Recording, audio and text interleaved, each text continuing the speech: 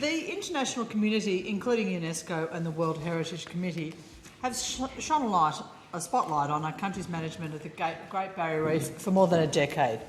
In 2022, UNESCO and the International Union for Conservation of Nature made 22 recommendations to our governments to help retain the reef's World Heritage status. Those recommendations include improvement of our climate policies and emissions targets, improving water quality, stopping tree clearing in reef catchments and restoring coastal wetlands. The Australian and Queensland governments must now make good on those recommendations.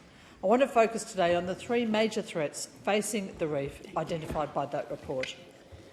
Firstly, the threat of rapidly heating waters caused by climate change. Climate change is the biggest threat to our reef. Since 2016, the reef has suffered from 4 mass bleaching events. Corals are very sensitive to temperature changes. The Intergovernmental Panel on Climate Change has stated that if we allow global warming to 2 degrees, we will lose 99% of our coral reefs. The government's current target of 43% emissions reduction by 2030 is in line with 2 degrees of warming, with loss of 99% of the world's coral reefs. Therefore, the single most important action this government can take to protect the Great Barrier Reef is to increase its emissions reduction target to 75% by 2030 and net zero by 2035, and to halt all new fossil fuel projects, coal mining, fracking and offshore oil and gas exploration. The second major threat to the reef comes from water pollution from poor land management practices. Runoff from agricultural land includes nitrogen from excess fertiliser and sediment from overgrazing and land and tree clearing.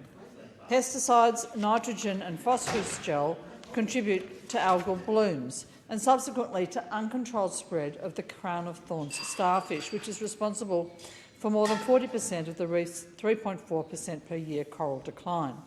Sediment can smother both coral and the seagrass beds that marine life such as threatened dugongs depend upon. Both the starfish and the sediment contribute to poor water quality, and they are major threats to the reef.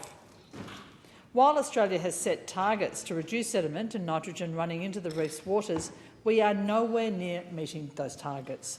In September 2023, the World Heritage Committee again expressed serious concern regarding this delay. It has accepted the recommendation from UNESCO to give Australia until February 2024 to show progress on actions to protect the Great Barrier Reef, but we remain on notice. Government investment must be targeted towards those places that need it most. Now is the time for a major shift in the government's water quality programs to focus on landscape restoration in the biggest pollution hotspots for the reef.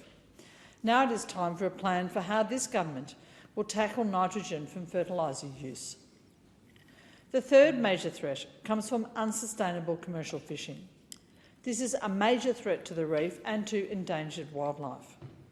The Australian and Queensland governments have committed $160 million to remove all commercial gill net licences by 2027, with most being removed this year, to create new net-free zones in areas of critical habitat. They've also undertaken to legislate for and implement independent monitoring of high-risk fishing activities. These commitments will reduce the risks of commercial fishing to iconic threatened species on the reef.